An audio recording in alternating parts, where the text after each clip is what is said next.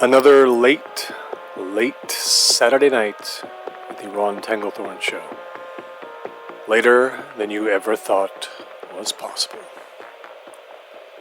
The final night, as it turns out, yes, as I mentioned last week, after 3 years and 3 months of hosting this program, this is my last go-round talking about all things paranormal. It's been one strange and wild trip, absolutely. And I'm not moving on to another show or another radio station or any kind of podcasting goodness. No, I'm heading in a different direction. I'm going to be taking over the family farm in Adams Mills. That's about 60 miles away from the city center. We've grown mostly wheat and oats for about 40 years, and what can I tell you? The soil is calling, my friends, as I knew it eventually would. So, I definitely wish everyone out there all the best for the future. WTYE will fill the spot starting next week with College Sports Insider with Al Polly. And you can always dwell in the mysterious lands of the show archives on the Ron Tanglethorn Show website. Those won't be going anywhere. Now, each Saturday, of course, usually means an hour of open phones, but I didn't really want to get into the whole maudlin farewell scenario. That's just not very good radio. And something happened here recently which sowed fertile ground for a nice so long broadcast. WTYE's noble intern, Jess, brought me a mysterious shoebox this week. And she said, "Do you want to look through this?" I said, "What do we have here?" And she said, "Well, these are letters people have sent you over the past 3 months." I said, "Letters? Really?" Now, it's not exactly difficult to find the show's email address, and I've read to you many of the messages I've received there, some of the personal stories and accounts, but it's not real easy to find out the address of the little tower out here in Lily Chapel from which I have been broadcasting for over 3 years. In fact, I'm still not sure how that address made its way out into the world sometime in the last 90 days or so. It actually is a bit of a mystery. But here suddenly came this collection of letters from all over the state and beyond. And I was very struck in this day and age by receiving actual letters from listeners, some of which are written in longhand. And I thought it would be a good night to pay tribute to these efforts by sharing them with you. There are many ways, my friends, to share stories of the supernatural, the uncanny. And what do you say we just use our last night together here as a reminder that old ways can be interesting ways? So, here's to you, listeners who have taken the time to sit down and write in. There is certainly a haunting quality to seeing your words on paper. I have these pages beside me here on the desk, and I'm going to go right through the stack, more or less in the order in which I first opened these letters. Not all of them.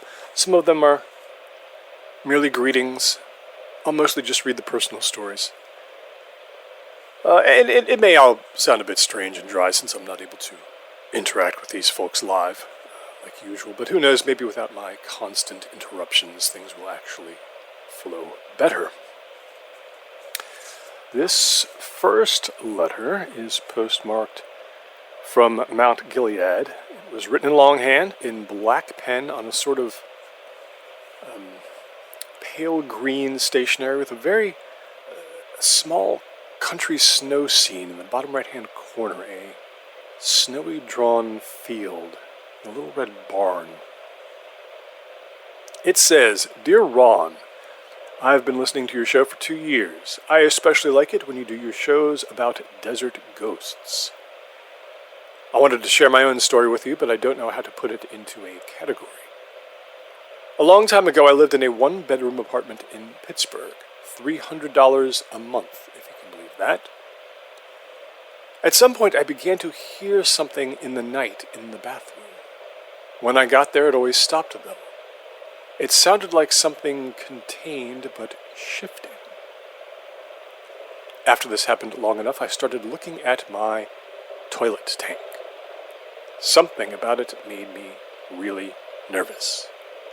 It was this little enclosed place hidden from me every day, and suddenly I was afraid to lift it and look inside. I thought about the sound of the shifting and how it kind of clinked, and then I really did not want to lift the toilet tank. From that point on, when I heard the sound at night, I got more convinced that there was something in there, and that if I listened real close, there was a sloshing.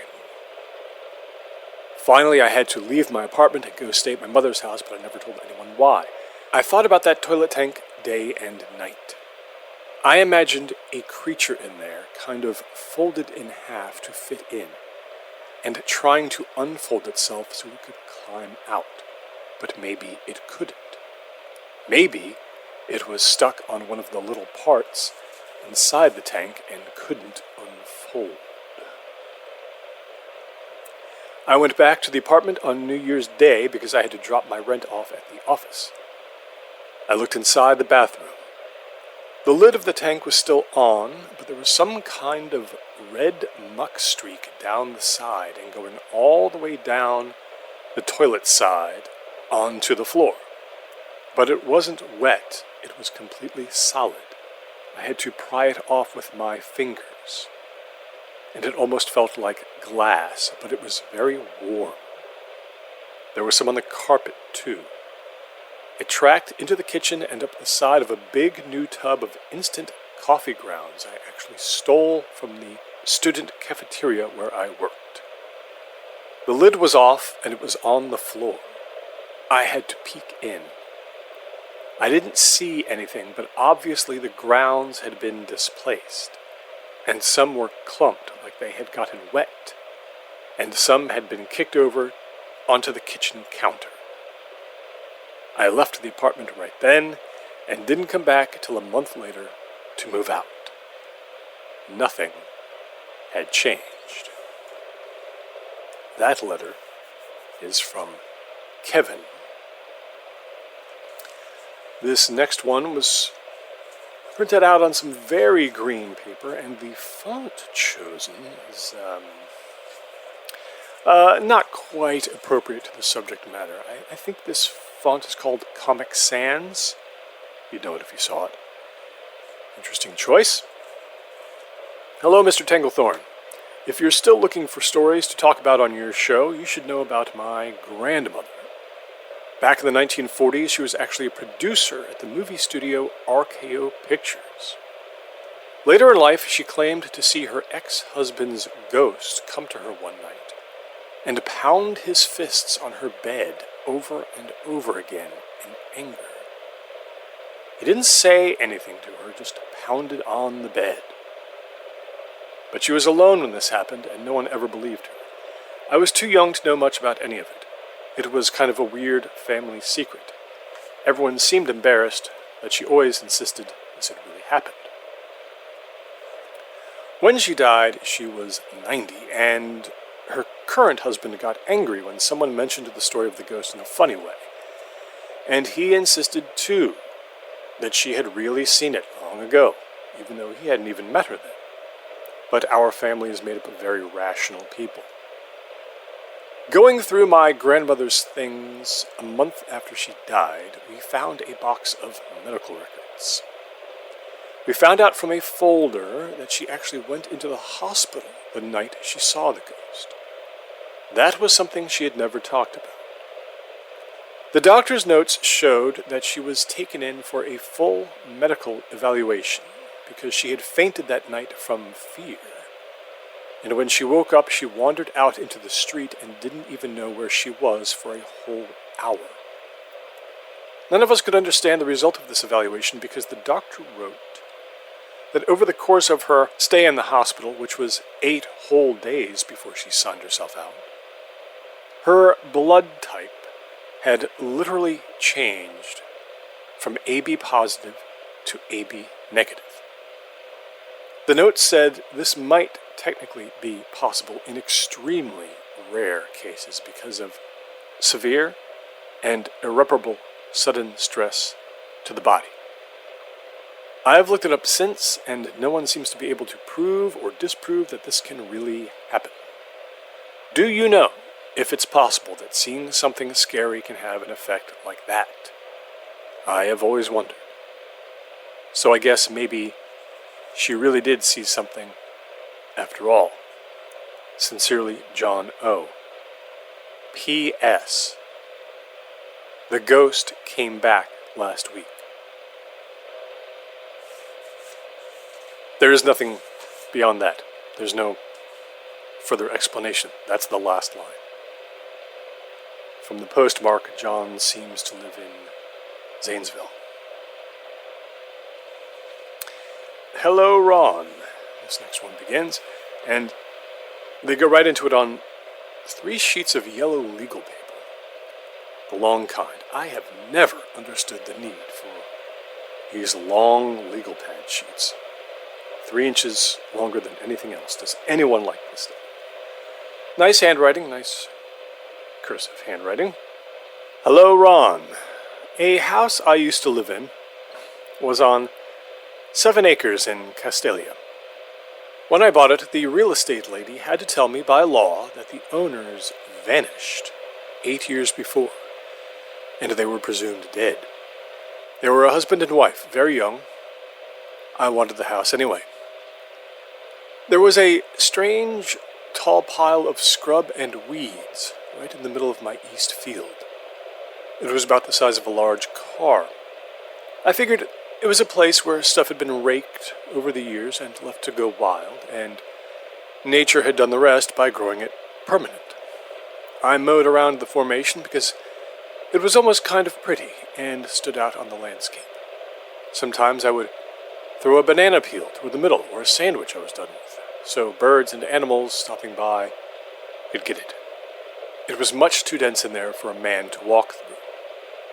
The brush pile looked a little creepy at night, though, and sometimes I would look out my bedroom window in the dark and see it out there, and get a feeling about it, and think about the husband and wife who had gone missing.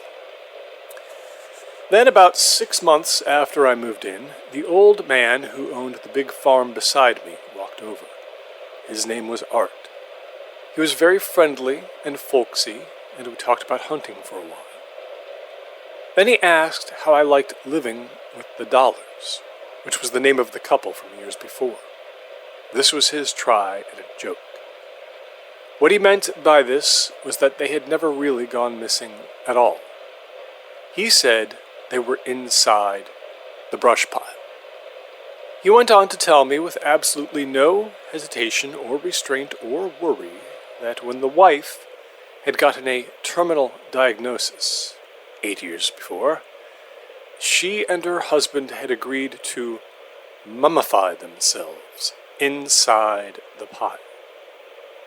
Art didn't know if they'd been witches or pagans or earth worshippers or whatever, but he had known them both for years, and he knew they were very different from other people.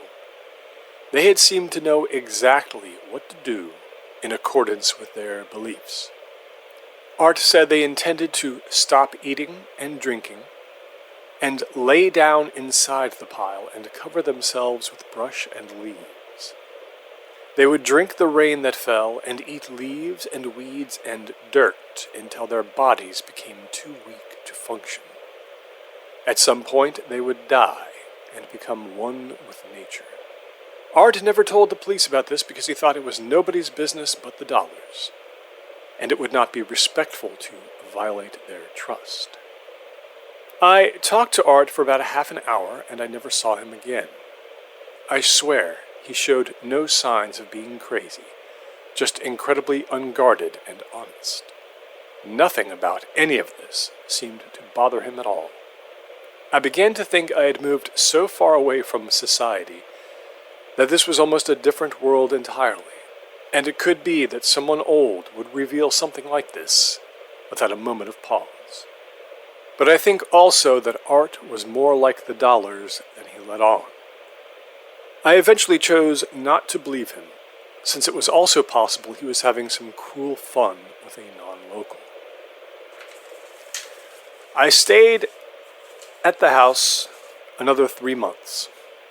I had plans to get to know the people in the community, but I rethought them. I moved to a different bedroom that didn't face the brush pile, and I only went near it again one time when curiosity got to be too much. It was winter by then, and it was possible to see deeper into the pile than in summer. I remember poking a long branch around inside the pile, but not coming across anything, except I realized that the base of the pile was made up by a very stout, hollow log, totally overgrown by weeds, mostly rotted. You could even crawl inside the log if you wanted. More than one person could. But then I began to feel strange, and time got weird. I remember looking at the sun going down, a very red sun, and thinking how ugly it was. But then it was night. I was still beside the pile for some reason. I was sitting on the log in the weeds and the cold and looking up at the moon, and I was talking to it. But I have no idea what I was saying. And then I woke up in my own bed, but itchy all over and with little bites all over me, despite it being wintertime and there being no bugs. It was like I'd been in those weeds for most of the night and bitten by bugs that weren't there. I moved out of the house soon after. Feel free to tell this story on your show. I am a big fan. Robert D.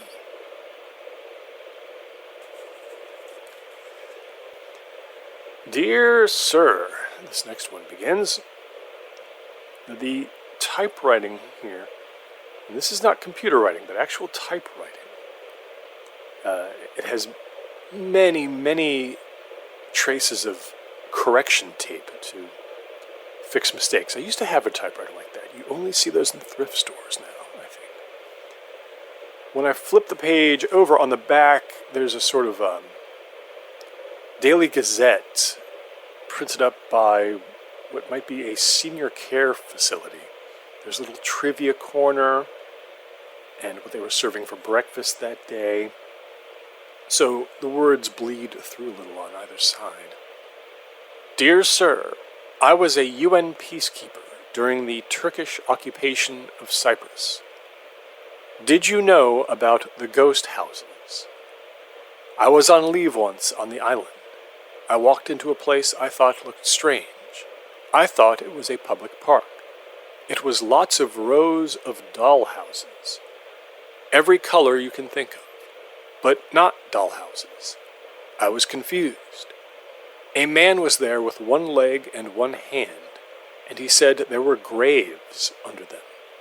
The doll houses were there for the ghosts, so the ghosts could have a place to live that wasn't in the graves, until they could move on to wherever ghosts go.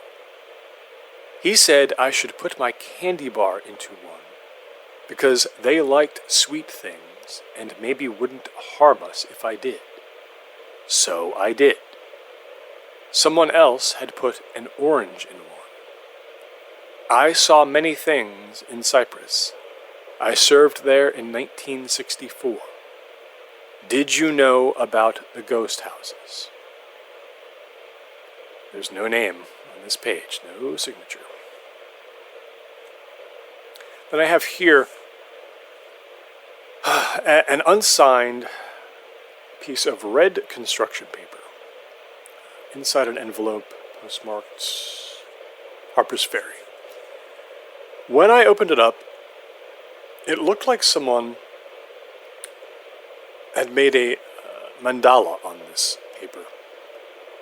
A sort of decorated spiral pattern covering the whole center of the page. But what it is a single word written over and over again dozens of times in various ways, in blue ink and black ink, alternating. Sometimes the letters are bigger or smaller, but they spiral down, down, down toward a middle point. The word is schizo.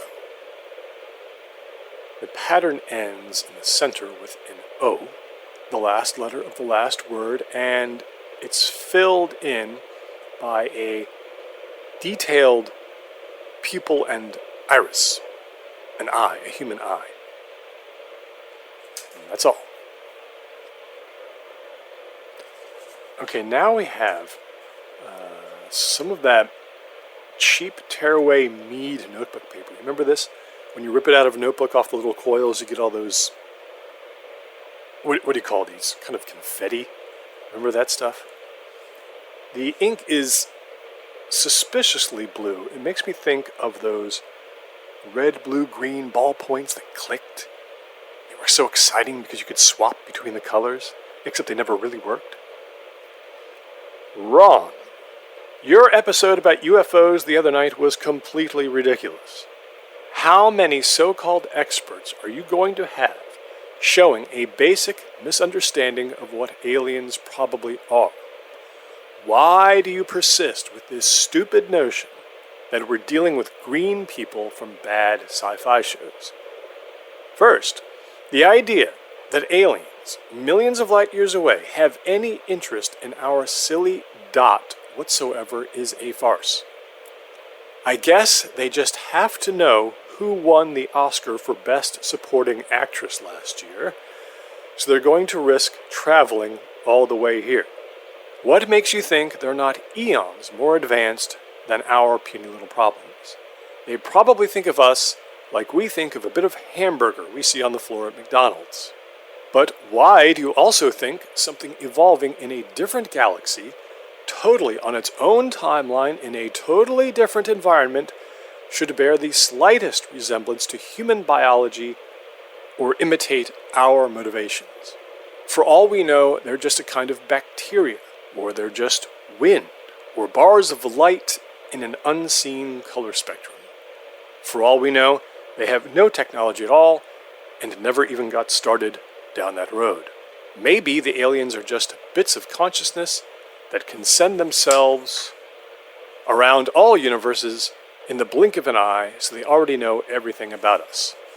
There's more chance that they're infiltrating Earth by mutating submicroscopic bodies into the form of men's dress pants than there is of them having arms and legs like ours.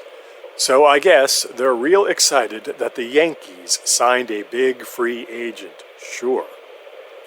Please understand the difference between science and science fiction. Here, I'll draw you a picture. Science is what is observable and provable. Science fiction is people in jumpsuits going around and making weird hand signals at each other and shooting lasers at dripping creatures that are trying to eat Sigourney Weaver.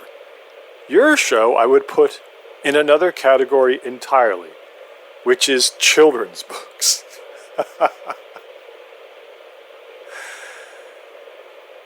Every time you and your clueless guests talk about outer space things visiting America in ships, I imagine Dr. Zeus drawing your big head, wearing a pinwheel cap, and looking up at the sky, and you're waving your cartoon arms around in panic because the Sneetches from Solaris are coming. That's about the level of maturity you're generating on that packet of UFO Mad Libs you call a serious show about the paranormal. Did you really repost the Wright-Patterson Air Force Base photos on your website after they'd been completely debunked? You, sir, are everything that's wrong with the study of, well, everything. Be better. Milo T.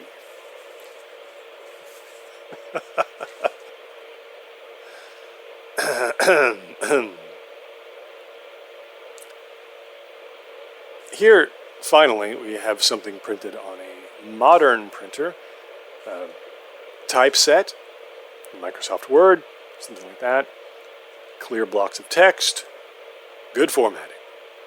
Dear Mr. Tanglethorn and the Ron Tanglethorn Show, my name is Scott, and I am in 5th grade at Mary C. Dondero Elementary School in Portsmouth, New Hampshire. Last month, my class did book reports about legends. I chose The Smoke Child. My report of 1,000 words is fit inside the envelope with this letter if you want to read it. The Smoke Child lived in settler times here. He was an orphan who ran into the woods because the adults were starving and did not want to feed him anymore and wanted to kill him instead. They said this was mercy. No one kept track of him after that. Years and years went by. You can only live so long in the woods if you are a child, and so he must have died soon. But then people began to see him. They saw him from settler times, all the way through Civil War times, and all the way to today. He is the scariest legend I know, because this happened near where I live. The book I read about him said that his ghost is afraid of being an orphan and put to death, so he searches in the night trying to find parents. However, he is very vicious if you see him, and he is willing to kill. I am writing to you mostly because I am scared that I should not have written about the Smoke Child. Now I think I have seen him. It happened only 2 weeks after I wrote my report. I was trying to camp out in our backyard, which I never did before. It didn't feel right, and I went back inside. My fingers were prickly. It's very scary in my backyard. I was in my room again, and it was dark, and I heard something outside. I know it was exactly 10:35 because I have a big clock on my wall. So that time is proved. I went to my window. I am very high up, and I looked down. I thought I saw the Smoke Child. There are trees and bushes down below, and I saw him run from one part across the yard to the other and hide again. I saw his face. The Smoke Child is hunched over like an ape is, and he moves sideways. He has wild hair and is dirty. I think he saw me in the window and his mouth opened up. I went to my parents' room, but they were not sure of this. It is a bad thing to admit to kids in my class, so I will not do that. I have been looking out my window at night now. He has not come back, but sometimes my fingers get prickly again, and that is when I think it might happen. The bad part is that we have a long wooden thing with ivy on it that goes from the ground all the way up to near my window, and it can be climbed. In Ohio, have you ever seen anything like him? It won't be the same evil thing, but there are thousands of legends, and not all of them can be real. I think this one is, and I wish I could be less afraid than I am. I am not sure how I feel about my report. It took a long time to do, and I got a great grade on it. It may have made him come to my yard. Do you think that sounds possible? Yours truly, Adam K.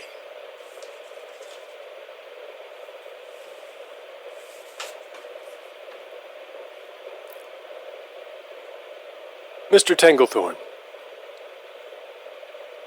have you ever wondered more about which childhood memories are reliable and which are not, as you spoke about on your June 10th program with Dr. Ivy Hodge?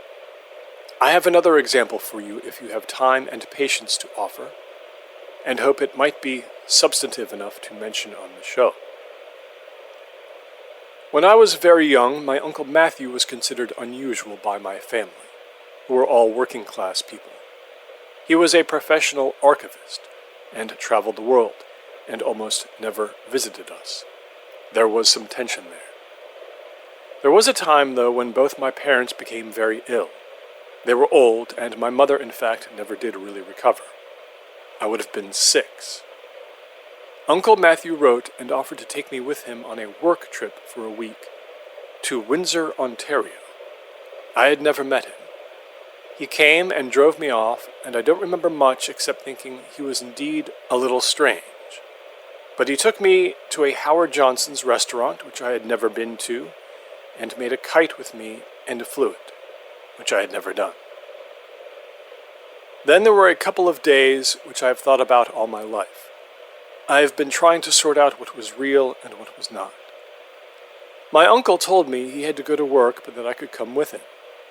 That meant being with him all day at an old church somewhere in or outside of Windsor, which is by Lake St. Clair. A group of people was going below the church and hammering and chiseling their way through a tunnel. It was scary to me because it was so dark, but I remember the grown-ups telling me it was exciting and it was going to be all right. Maybe we would find treasure. I was allowed to play outside, but also to go back and forth in the dark tunnel. At night we slept in a motel nearby, and I remember Uncle Matthew teaching me card games and smoking cigarette after cigarette and making notes. On the second or third day, the people were very excited because they had gotten through a wall. And finally I was taken into a room they'd found. Matthew kept close watch over me, I remember. He didn't want me to get hurt. In the room I became very scared by what I saw, though the adults seemed excited. The room had stone walls and was so cold someone had to give me a knit cap and an extra coat to wear. There was a long stone table, and there were 3 ancient-looking chairs behind it. In each of those chairs was a mummy of some kind. People long dead, dressed in robes with hoods. They had no flesh anymore, they were just skeletons. Uncle Matthew had me get close, and he was smiling. It was a real discovery. I shouldn't touch them, that's what he said. Those faces were horrible to me. The skulls were small, I suppose shrunken by time, maybe. I didn't understand how they were still sitting upright. Across the table and a few feet away, another chair was facing them, and in it was another mummified corpse. There was no robe on this one. I think it had been tied to the chair with some kind of rope that had almost rotted away except for a few strands. I can't say why, but I thought it was a woman. Her head had fallen to one side so far that it had started to separate from the neck. The people were examining it under a bright light over and over again.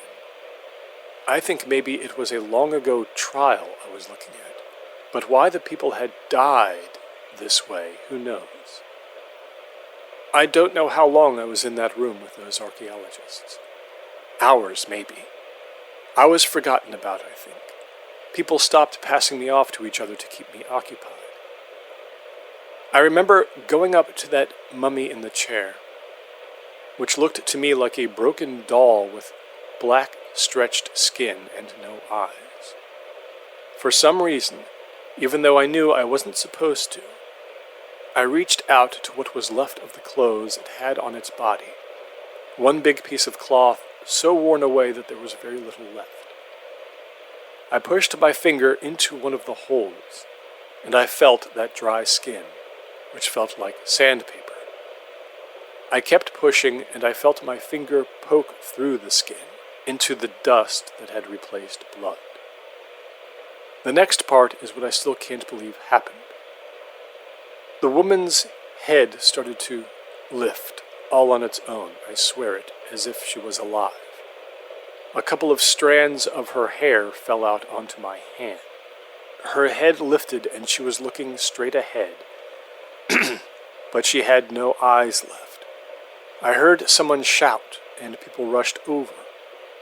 And then I saw the ones at the stone table start to move. Their heads moved, and one of the mummy's backs started to straighten, and the hood partly fell off its head, so I could see more of its skull. Someone screamed. I was pulled backwards, and I cried out for Uncle Matthew. In the commotion, he finally appeared in front of me, kneeling down. But it was a woman who grabbed me instead, very roughly, and picked me up and carried me back all the way through the dark tunnel. We came out into the air outside, and she eventually put me down in the little cemetery beside the church. It was night. She was crying, and I was too. She stayed with me until Matthew came out sometime later. I can offer no more detail than what I've shared here. That is the terrible thing about memory. I don't know if Uncle Matthew drove me all the way back home that same night or we stayed one more day, but I never saw the church again. I remember us driving back down the highway late at night and him staring through the windshield and listening to the hollies. I didn't tell anyone about the church until many years later, after both my parents were dead. The only time I ever heard from Uncle Matthew again was in a Christmas card, just one time. I consider myself a rational adult, but who really knows what kinds of corners our minds have where things get confused or changed. You can feel free to use my name on your program, and maybe someone out there will have some knowledge of what I think I saw. Sincerely, Lawrence L.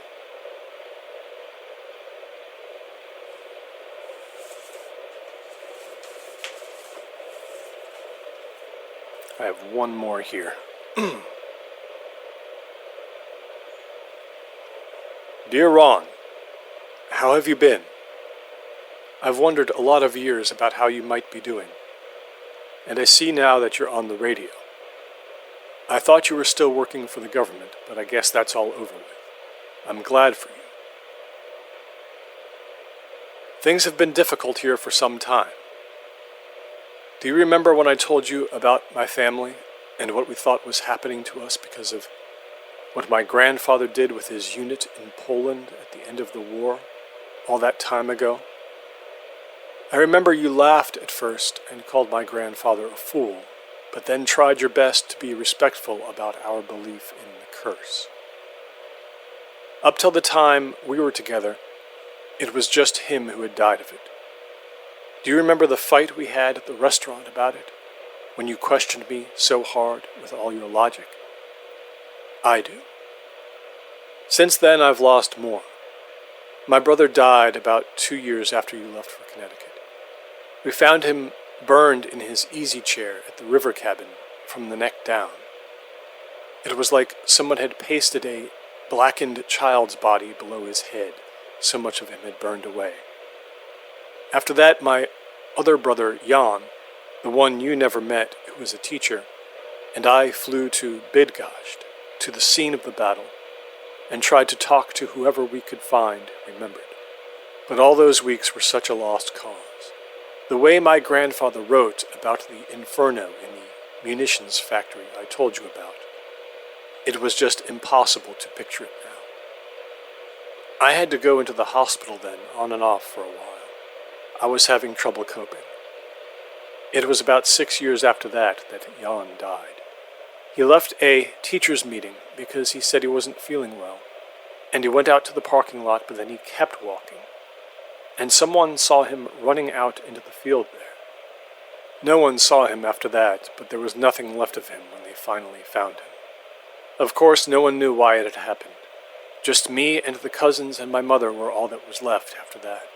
I could never really sleep again. That was the end of me sleeping for good. I was afraid it was going to happen in my bed.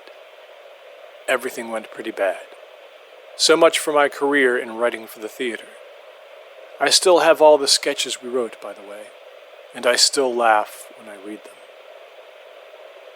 Mom took an accidental overdose of pain medication last January.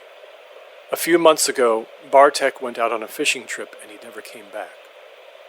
That was in the Florida Keys. They found his boat after a long time and they never did find him. Everything was so sunken. There was some disagreement about whether there was a fire or not, but it didn't matter because, of course, I thought I knew there was. I wonder if you still won't believe in the curse, doing what you do on the radio. What's changed? Or is it all just a kind of play acting? It doesn't matter in the long run, I guess. But I felt the need to write and tell you. I'll just keep going day by day, and I'll see. Are you well and happy?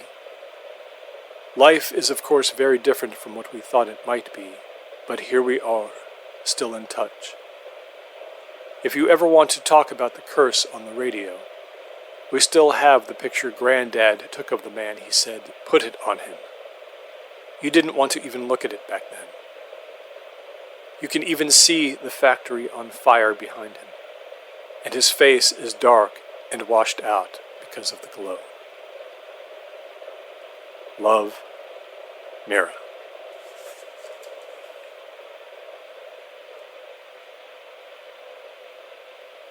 No, Mira, I never did believe. I've never really believed in any of it, not one time. I think about that day in Wyoming, when we went to Wyoming, standing on that open plain. And then, do you remember the clouds passed overhead and we could see the shadows of them rolling on the ground toward us, and their shadows were rippling with the terrain as they came, and we saw that perfect sheet of rain coming, and we counted down. Here it comes, 5 more seconds, 4 more seconds. We could see it, and the sheet hit me, and it drenched me, and there was a gap in it, no wider than you were, and it missed you. The rain missed you. And I've always thought, why does anyone need any more mystery than what's already around us? Why does it have to be so dark? Why can't these real things be our riddle and our fascination? Of course, there's no answer for that I understand. But now none of that is going to be attached to me anymore. I'll be living far away and in ignorance of it all. I farm the land.